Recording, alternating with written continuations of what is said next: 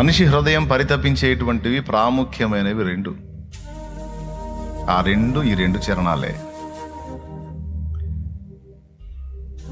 ఒకటి, మనుషుల ప్రేమ కోసం పరితాపం. అవునా కాదా? ఎంతమంది ఒప్పుకుంటారు ఈ మాట? మానవ హృదయం వాంఛించేది తల్లి బిడ్డల ప్రేమని, భర్త భార్య ప్రేమని, భార్య భర్త ప్రేమని, స్నేహితుల ప్రేమని, పిల్లలు తల్లిదండ్రుల ప్రేమని. ప్రతి హృదయం ప్రేమని కాంక్షిస్తుంది, ప్రేమని వాంఛిస్తుంది, ప్రేమని కోరుకుంటుంది. తను ప్రేమిస్తుంది, ఎదుటి వాళ్ళ ప్రేమను కూడా పొందినప్పుడే తన బ్రతుకు అర్థం అనుకుంటుంది. అది దొరకనప్పుడు ఈ బ్రతుకే వ్యర్థం అనుకుంటుంది.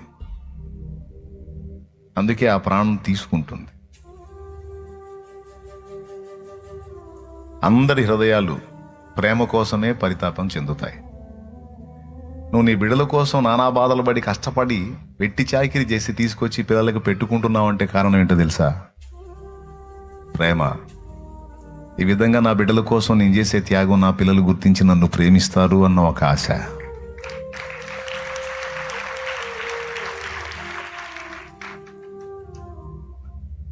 భార్య ఎంతో కష్టపడి భర్తకు ఉపచారం చేస్తుంది.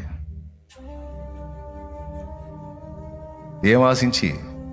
తనతో పాటు జాబ్ చేస్తుంది, తనతో పాటు కష్టపడి పనిచేస్తుంది. ఇద్దరూ ఒకే విధంగా కష్టపడ్డారు.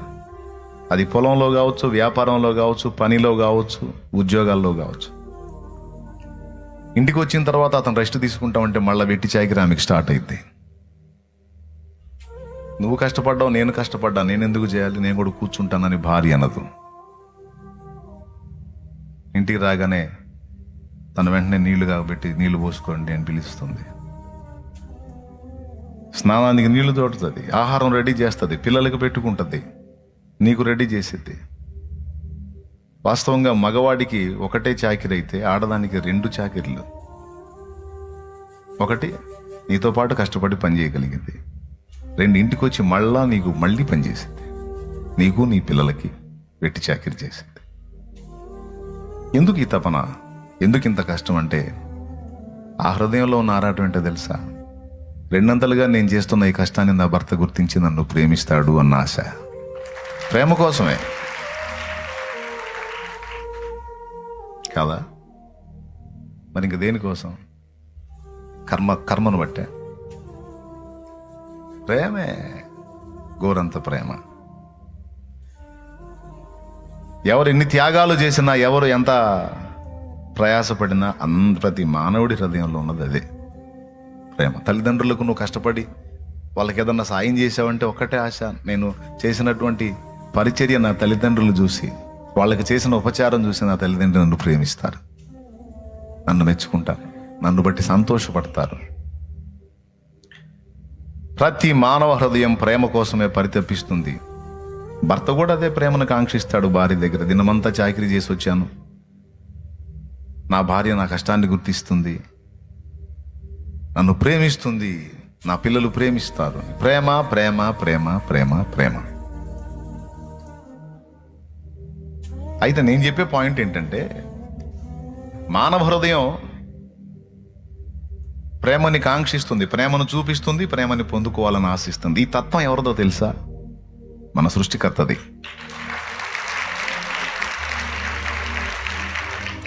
దేవుడు ప్రేమ అయి ఉన్నాడు, దేవుడు ప్రేమస్వరూపి అయి ఉన్నాడు. ప్రేమ తత్వం ఏంటో తెలుసా? తను తాను వ్యక్తం చేసుకోవటం, అవతల వాళ్ళ నుంచి కూడా దాన్ని ఉత్పత్తి కావాలని కోరుకోవటం. ప్రేమ యొక్క తత్వం అది. సృష్టికర్త కూడా ముందు మనల్ని ఆయన ప్రేమించాడు. ముందు మనం కాదు ప్రేమించింది, ఆయనే ప్రేమించాడు. ఆయన ప్రేమించి ఇప్పుడు మన నుంచి ప్రేమని పొందగోరుతున్నాడు. ప్రేమ తత్వం అది. ఆయన స్వభావం, ఆయన స్వరూప్యం, ఆయన పోలిక ధరించుకొని పుట్టాం గనక మనకు కూడా ఈ సృష్టిలో ఆ తత్వం వచ్చింది, ఆ ప్రేమ తత్వం. దేవునికి స్తోత్రం, హల్లెలూయా. కానీ నా పాయింట్ ఏంటంటే, మనుషుల ప్రేమ స్థిరంగా ఉండదు అని చెప్తున్నాను నేను. ఆ ప్రేమలో మార్పులు ఉంటాయి అనేది ఒక పచ్చి నిజం. దాన్ని మనం అర్థం చేసుకోవాలి. సింపుల్గా చెప్పొచ్చు, జంతువుల్లో కూడా ప్రేమ ఉంటుంది. కోడిలో, కుక్కలో, పందిలో, అన్నిటిలో ప్రేమ ఉంటుంది. చూడండి, పంది పిల్లల దగ్గరికి మీరు వెళ్ళి టచ్ చేయండి. పంది పిల్లలు, చిన్న చిన్న పంది పిల్లలను చూసి, మిగిలిన జంతువులు కదా, అసహ్యంగా ఉండేది పంది అనుకోండి, ఆ పంది పిల్లల దగ్గరికి వెళ్ళి టచ్ చేయండి, మీరు చీల్చి పడేసిద్ది పంది. ఒప్పుకోదు. ప్రేమ. ఇంత ప్రేమించే పంది లేకపోతే జంతువు, కోడి, కొంచెం పిల్లలు ఒక స్థాయికి రాగానే తోలేస్తుంది వాటిని, అదే గరుసుద్ది వాటిని. కోడిని మీరు గమనిస్తే, గుడ్లు పొదిగి పిల్లలు చేసే కోడి పిల్లలకు పొజిషన్ రాగానే అదే పొడిచి తరిమేస్తుంది. అదే అంతసేటు ప్రొటెక్ట్ చేసినటువంటి ఆ ప్రేమ ఏమైపోయింది? అది మారిపోయింది. ప్రకృతిలోని ప్రేమ అస్థిరమైనది. మనుషుల విషయంలో కూడా అంతే జరుగుతుంది. పిల్లలైనా, తల్లులైనా, ఇంకా వీలైతే మనుషుల్లో తల్లి ప్రేమ కొంచెం స్పెషల్గా చెప్పుకోవచ్చు. తల్లి ప్రేమ స్థిరమైంది, తండ్రి ప్రేమ స్థిరమైంది. చాలా వరకు ఆ ప్రేమలో మార్పు ఉండదు. కాకపోతే పర్సంటేజ్లో తేడాలు వస్తుండొచ్చు. కానీ పిల్లల ప్రేమల్లో మార్పులు ఉంటాయి. పిల్లల ప్రేమల్లో మార్పులు ఉంటాయి. ఇక మిగిలిన అన్ని ప్రేమలు, మనం వెంపర్లాడే ప్రతి ప్రేమలో మార్పులు ఉంటాయి, తప్పకుండా ఉంటాయి. దీన్ని భక్తులు ముందు, మెయిన్గా భక్తులు గుర్తుపట్టాలి. వాస్తవిక దర్శనాన్ని కలిగి ఉండాలి. కొన్ని జీవితాలు నేను చూసినప్పుడు నాకు ఆశ్చర్యం కలిగిద్ది. నాకు తెలిసినటువంటి ఒక కుటుంబం ఉంది. ఆ కుటుంబం నాకు ఎట్లా ఉండేదంటే, మూవీస్లో చూపిస్తారు చూసా, అసలు అన్నాదమ్ములు అంతా కలిసి అనుబంధాలు అసలు మామూలుగా, వాళ్ళు సాంగ్స్ పాడుతూ ఉంటారు అందరు కలిసి. ఫ్యామిలీ సాంగ్స్ ఉంటాయి కదండి, తెలుసుగా మీకు? షో చేయవాకండి, తెలియదు అన్నవాకండి, మా ముందు కాదు. చూసుంటారు, మారు మనసు లేనప్పుడన్నా చూసుంటారుగా.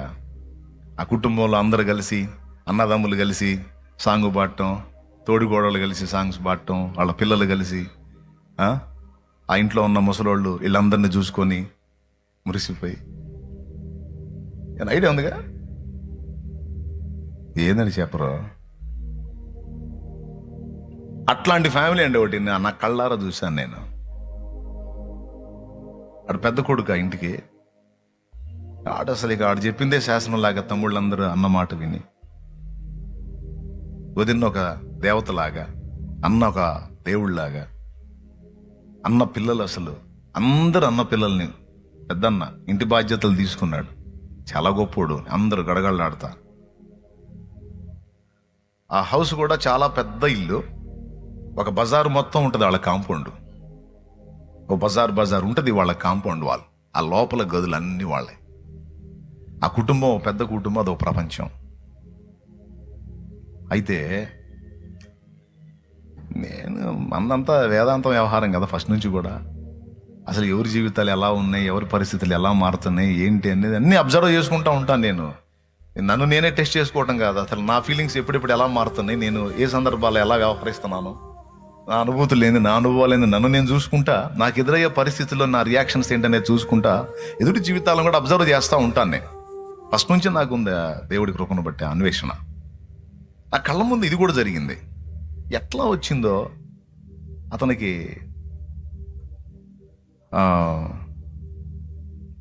చాలా అనురాగం కలిగిన కుటుంబం అది. ఎట్లా వచ్చిందో అతనికి తెలియదు. అతనికి అప్పట్లో బాగా భయపడ్డారు.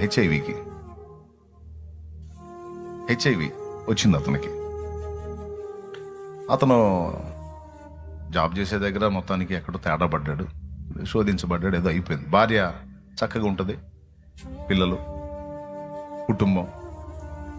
అప్పట్లో హెచ్ఐవి వచ్చింది అంటే ఇంకా లేదు అవకాశం, బతకరు అని హెచ్ఐవి అని అంత జనం అదురుబోతున్న రోజుల్లో మనోడికి వచ్చింది. అప్పటిదాకా ఆ కుటుంబం కనపరిచినటువంటి ప్రేమ ఐక్యత అంతా కూడా ఇక అప్పటి నుంచి స్టార్ట్ అయింది. ఇక నేను ఆ సీన్ కూడా చూసా. అంతకుముందు వాళ్ళందరూ కలిసి సాంగ్సులు పాడిన సన్నివేశాలు చూసా. సీన్ తారుమారైనప్పుడు కూడా చూసా. నేను అందుకే ఎవరన్నా అట్లా హడావుడి చేస్తూ ఉంటే నవ్వుకుంటా ఉంటా. ఇది స్థిరం కాదు రారే అని. దేవునికి స్తోత్రం. ఇక అన్నకి జబ్బు వచ్చింది అన్న సంగతి తెలిసి ఇక వాళ్ళు ఫిక్స్ అయిపోయాడు బతకడని. సరే, బతకపోతే బతకపోయాడు. జబ్బు పడ్డ అన్నకి ఆదరణ కలిగించాలి కదా, వాడిని ఎట్లన్నా బతికించుకోవాలి కదా. ఇప్పుడంటే హెచ్ఐవికి ఎవరు భయపడట్లా, ఎందుకంటే హెచ్ఐవికి చాలా వరకు పూర్తి కాలం జీవించడానికి అనుగుణ్యమైనటువంటి మెడిసిన్ వచ్చింది. ఇప్పటికి హెచ్ఐవి వచ్చి శుభ్రంగా ఏ బలహీనత లేకుండా దాదాపు 22 సంవత్సరాలుగా ఆరోగ్యంగా, 25 సంవత్సరాలుగా ఆరోగ్యంగా, సంపూర్ణ ఆరోగ్యంతో క్షేమంగా ఉన్నవాళ్ళు మన కళ్ళ ముందు ఉన్నారు. ఇప్పుడు దాని గురించి భయమే లేదు, ఏం లేదు. ఇమ్యూనిటీ పవర్ తగ్గిద్ది, అది బ్యాలెన్స్ చేసుకుంటే చాలు. రోగ నిరోధక శక్తి తగ్గకుండా ఒక్కడ చూసుకుంటే చాలు. హెచ్ఐవి ప్రాణాంతక వ్యాధి కాదని ఇప్పుడు కొట్టి పడేస్తారు. ఇప్పుడు ఎవరు భయపడట్లా దానికి. ఆయుర్వేదంలో మంచి మెడిసిన్ ఉంది ఇమ్యూనిటీ పవర్ డెవలప్ కావడానికి. ఇమ్యూనిటీ పవర్ ఒక్క హెచ్ఐవినే కాదు, చాలా వ్యాధులకి ఇమ్యూనిటీ పవర్ పర్ఫెక్ట్గా కానీ మనం బ్యాలెన్స్ చేసుకునే విధంగా అడుగులు వేయగలిగితే చాలా వ్యాధులు వెనక్కి తగ్గుతాయి. రోగ నిరోధక శక్తి అనేది పెరగాలి. ఇప్పుడు దాని గురించి అప్పుడు అదురుబేసి వచ్చారు. ఆ టైంలో చూడాలండి ఇక వాళ్ళ సీన్లు. ఇతనేం చేశాడు, ఈ జబ్బు వచ్చినాడు ₹10 మంచాన పడ్డాడు. రోజు రోజుకి శుష్కించి పులికాడికి గిలి పెద్దదిగా. అర్థమైందా? పులికాడికి గిలి పెద్దది. ఏం లేదు, డాక్టర్ గారు బ్లడ్ టెస్ట్ చేయాలమ్మా, నీకు కొంచెం తేడా ఉంది అన్నాడు అనుకో. అప్పుడు స్టార్ట్ అయింది కొంచెం అనుమానంగా ఉంది, బ్లడ్ టెస్ట్ చేయాలని నీకు కొంచెం తేడా ఉంది అన్నాడు అనుకో. ఇక అప్పటి నుంచి స్టార్ట్ అయింది. అవునా కదా తమ్ముడు, ఏం వచ్చిద్దో అని. ఆ టెస్టింగ్ వచ్చిన తర్వాత నీకు ఫలానాది ఉంది అంటే ఇక అంతా శూన్యం అయిపోయి అంత బ్లర్ అయిపోయింది. ఫలానా బలహీనత వచ్చింది, ఫలానా సమస్య వచ్చింది, నీకు ఫలానా వ్యాధి సోకింది అన్నప్పుడు ఇక శూన్యం ఆవరించి కొద్ది రోజులు మనుషులు గారు. ఒకవేళ టెస్ట్ చూసి గుండె దడ పెంచుకొని పోతావు లోపలికి, చూసి అది బాగుంది, ఇది బాగుంది, అది బాగుంది, మొత్తం బాగానే ఉందమ్మా, ప్రాబ్లం ఏం లేదు అంటే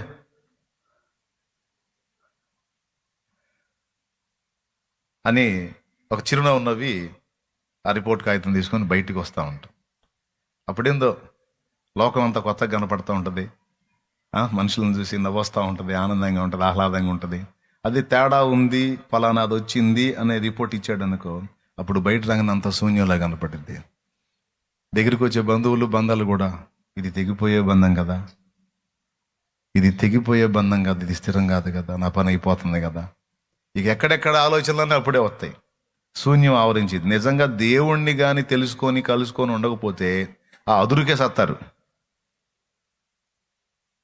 నిజంగా దేవుని కృపను బట్టి దేవుణ్ణి తెలుసుకొని ఉన్న వాళ్ళకి వచ్చింది, నా దేవుడు ఉన్నాడు, ఆయన స్వస్థపరుస్తాడు, అతడు పొందిన దెబ్బల చేత కలుగుచున్నది అని ఉంది. కాబట్టి నేను ఆయన పాదాలు పట్టుకుంటాను, ఈ డాక్టర్ వల్ల కానీ ఆ డాక్టర్ వల్ల అయితే ఆయన బాగు చేస్తాడని ఒక ఆశ, నిరీక్షణ యేసును బట్టి మనకు ఉంది. ఇది లేనివాడికి లోకం శూన్యంలా కనపడింది. ఇంకేముంది, అయిపోయిందండి. అప్పుడు వాళ్ళు అది ఎరగరు, ఇప్పుడు కూడా వాళ్ళు ఇంకా ఎరగలేదు. కాబట్టి మనవాడికి ఇది అని రిపోర్ట్ రాగానే ఎక్కాడు బెడ్డు. ఇక చూడండి, అన్న లేదు, తమ్ముడు లేదు, ఇక సాంగ్స్ లేవు, ఏమి లేవు, ఎవడు పట్టించుకోవట్లేవండి. మా అన్నయ్య దేవుడు, మా వదినమ్మ దేవత, వదినమ్మను పదకరించినోడు లేడు, మొత్తం అక్కడే ఉన్నారు గదుల్లో. దారుణమైన విషయం ఏంటంటే, వాళ్ళ అన్నయ్యకి అన్నం పెడితే తమ్ముడి పిల్లలు పెదనాన్న అని వచ్చి వాడి కంచంలో చేయబెట్టారు. తమ్ముడి భార్య 4 బీకి తీసుకెళ్ళింది. ఆడికి ఎట్టుంటుంది మీరు చెప్పండి? ఆడు రోగిష్టోడ్రా, ఆడు జబ్బు బారిన పడ్డాడు, ఆడి దగ్గర కూర్చుని ఆడి కంచంలో తింటారు. ఆడు బాగున్నప్పుడు అందరూ వచ్చి ఆడి కంచంలో తిన్నారు. పోనానా పెదనాన్న, బావగారు వచ్చింది పాప, మీ అన్నం కోసం పెట్టండి. ఏ రా రా రా, ఇదిగో ఇదిగో ఇదిగో ఇదిగో ఇదిగో ఇదిగో ఇదిగో ఇదిగో బావగారు మా అబ్బాయికి పెట్టరా, బావగారు మా అబ్బాయికి. తమ్ముళ్ళు చాలా మంది ఉన్నారు, అందుకని తప్పకుండా తీసిరమ్మా. పోరా, ఇంటి మొత్తానికి దేవుడురా, ఆయన చేత్తో తింటేనే మీకు ఆరోగ్యం, తినండి అయ్యా, పోండ్రా. బావగారు మరి మా పాపకో 3వ. అందరికీ ప్రేమ. అదే బావగారి కంచంలో అలవాటు చొప్పున పోయారు పిల్లలు పాపం. పోతే ఆడి కళ్ళ ముందే పెట్ట కొట్టామంతో తీసుకొని పోయి. ఆడికి ఎలా ఉంటుంది మీరు ఊహించండి. ఆ ప్లేస్లో, ఆడున్న ప్లేస్లో నేను ఊహించుకోను. నీకేమనిపించిద్దా నాకు 2 ముక్కలు చెప్పు. చెప్పరా, ఫ్రీగా మాట్లాడుకుందామండి. ఏంది చెప్పాలి మీరు? బాధ అనిపించిద్దా? జీవితం అనిపించిద్దా? ఎందుకురా నా బతుకు అనిపించిద్దా? కొంచెం బాధ అనిపించిద్దా? మరి బాధ అంటవే,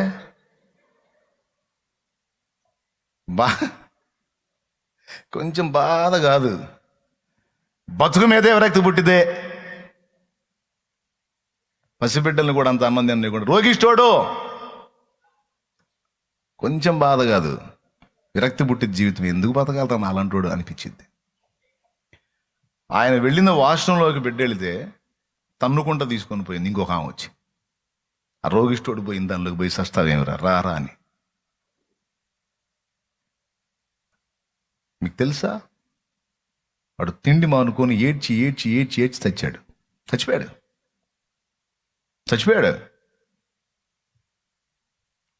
వాడు ఎదుర్కొన్న శోధనల దెబ్బకి వాడి బిడ్డలు భార్య కూడా వాడికి గుర్తు రాలేక, ఎందుకు నా జీవితం అని ఇక ఫుడ్ మానేసుకొని క్షణించి చచ్చిపోయాడు.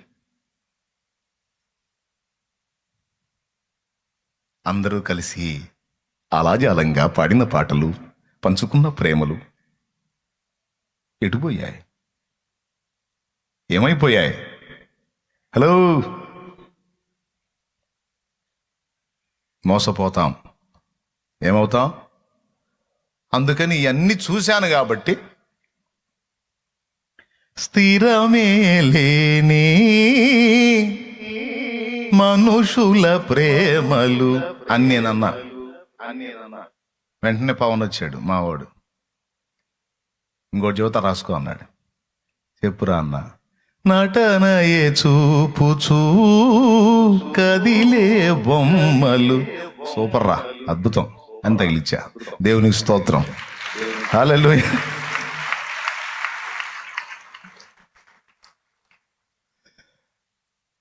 మొదటి లైన్ నాది, 2వ లైన్ వాడిది. స్థిరమే లేని మనుషుల ప్రేమలు నటనయే చూపుచూ కదిలే బొమ్మలు కలుగజేయులే నీకు గాయము చెయ్యలేవులే ఏ సాయము. గాయాలన్నీ గేయాలుగా మార్చును నీకు యేసయ్య. సాయమిచ్చి హాయినిచ్చి కౌగిట దాచును మెస్సయ్య. నీలో నిలచి నీతో నడచి మార్గమే చూపిన మంచి దేవుడు, అనురాగమే పంచిన ఆత్మీయుడు. మార్గమే చూపిన మంచి దేవుడు, అనురాగమే పంచిన.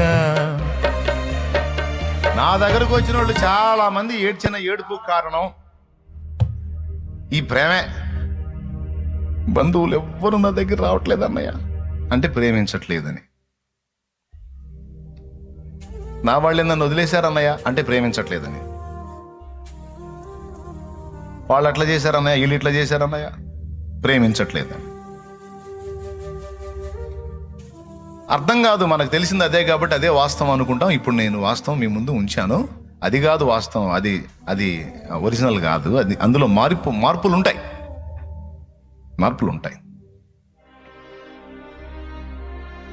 బాగా ప్రేమించే భర్త రన్నింగ్లో ఉన్నంత వరకు నా దేవుడయ్యో నా దేవుడు అంటుందట భార్య. ఓ భక్తుడు చెప్పాడు, వాడికి ఆ పక్షవాతం వచ్చి మంచాన పడ్డాడు అనుకో, ఆ కాలు చేయి పని చేయకుండా మంచాన పడి అంతా ఆమె మీద ఆధారపడాల్సి వచ్చిందనుకో, ఇంత బాగా చూసుకునే భర్త సడన్గా మంచాన పడేసరికి నా దేవుడయ్యో నా దేవుడమ్మో నన్ను ఎంత బాగా చూశాడు నా దేవుడు అని చెప్పి ఒక్క నెల మనిషికి ఏమీ తక్కువ కాకుండా చూసుకుంటుందంట. ఒక నెల. మరి ఆ మాత్రం ఏం చేసి ఇప్పుడు ఆమెకు 2 ప్రశ్నలు చేసేవాడు పడిపోయాడు, ఇప్పుడు ఆమె చాకిరి చేయాలా? ఇప్పటిదాకా ఆమె వాని చేత పోషింపబడింది, ఇప్పుడు ఇక నుంచి ఆమె వాణిని ఇక జీవితాంతం పోషించాలి. వీనికి చాకిరి చేయాలా, బయట చాకిరి చేయాలా, కర్మ గాలింది. ఇప్పుడు ఎవరికైనా విసుగొచ్చిద్దిగా. ఈ అంతకుముందు అన్ని లైన్లో ఉన్నప్పుడు పెత్తనం చేశాడు, అన్నా ఏమండే వస్తున్నా అని పరిగెత్తుకుంటుంది. ఈ కాలు చేయి తేడా పడ్డా కూడా ఆ పవర్ తగ్గదు. అంటాడు. స్టార్టింగ్లో కొంత విని ఒక నెల లోపులోనే ఈ అనే పిలుపు మారిపోయింది. అమ్మా అమ్మా అనే పరిస్థితి.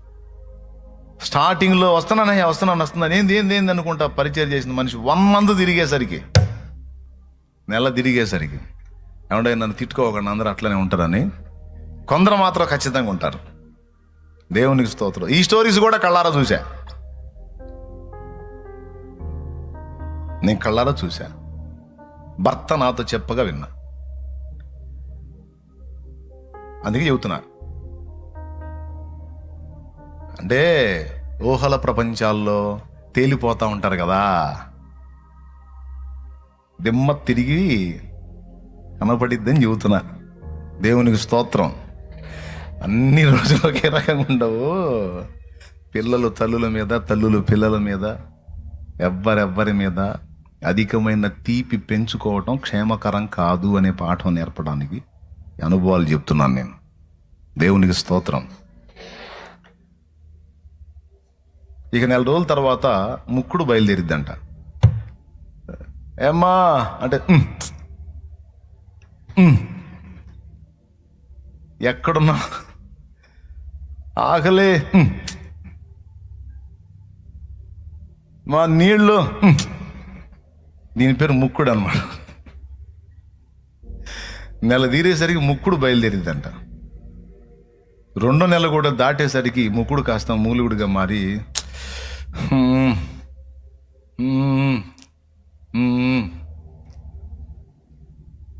ఇప్పుడే తిన్నాడు. ఏంది ఆ రోగానికి ఆకలి ఎక్కువేసి వచ్చింది అనుకుంటా. మామూలుగా కూర్చుంటే ఆకలి కాదు, ఏదైనా పని చేస్తే ఆకలి అయింది. ఏ పని చేయట్లా, మరి అప్పనంగా తింటున్నాడు. ఏ ఆడ తెచ్చి పెట్టేది బతకని ఇట్లా ముక్కుడైపోయి మూలుగుడు బయలుదేరి. ఇక మూలుగుడు అయిపోయిన తర్వాత ఓర్పు నశించి 3వ నెలకు వచ్చేసరికి అమ్మా అన్నాడు అనుకో, ఛాయ్ అంటదంట. కుక్క జావా ఎడదాపురించేవి నా ప్రాణానికి నీ ధ్యానం చెయ్య. పాపిష్టి కుక్క, సచ్చిందానివి కాదు, బతికిందానివి కాదు. ఇట్లా పడ్డావిన్నా ఏదన్నా దరిద్రపు కుక్క. కొంపను వదిలిపెట్టి సావట్లేదు మాయదారి కుక్క. ఇవన్నీ ఊడి తీడుతుందో అర్థమైంది కూర్చున్నవాడికి. అయినా ఏం చేస్తాడు అవసరం.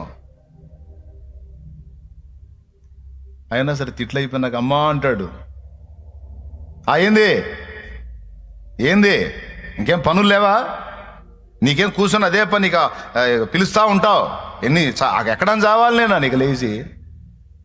ఈ ముక్కుళ్ళు మూలుగులు తిట్లు అంతా అయిపోయి చివరికి 4 నెలలకు వచ్చేటప్పటికి కోటింగులు కూడా స్టార్ట్ అవుతాయి. ఇది ఆడవాళ్ళకైనా మగవాళ్ళకైనా ఎవరికైనా. కావాలంటే వీడియోలు చూడండి. పిల్లలు తల్లిదండ్రి పిల్లల కోసం ఎంత తప్పిస్తారండి, ఎంత అల్లాడతారండి. తల్లిదండ్రుల్ని కూర్చోబెట్టి కొళ్ళబొడిసే పిల్లలు ఉన్నారు. పిల్లల్ని తనటమే తల్లిదండ్రులు, పిల్లల్ని తనే తల్లిదండ్రులను చూశారు కదా. తల్లిదండ్రుల్ని ఫుట్బాల్ ఆడుకునే పిల్లల్ని చూస్తారా? వీడియోలు ఉన్నాయి. వద్దులే, ఏడుస్తారు.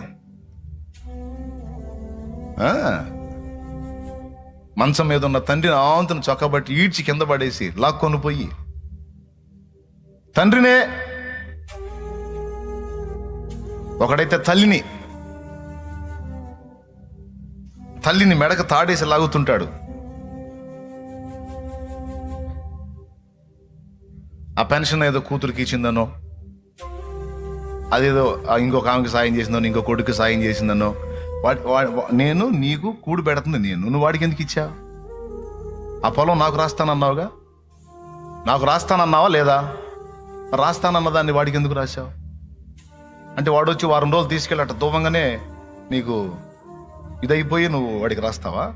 మళ్ళీ నా ఇంటికి ఎందుకు వచ్చాను ఓ అని చెప్పి అలాగున ఈడ్చి బయటపడేసినటువంటి వ్యక్తులు నా తల వెంట్రుకల కంటే ఎక్కువ మంది ఉన్నారు.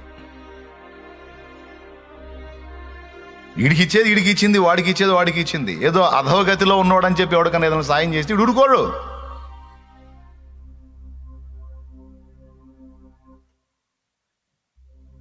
అప్పుడు తల్లి గుండె ఏమైపోయింది? అందుకే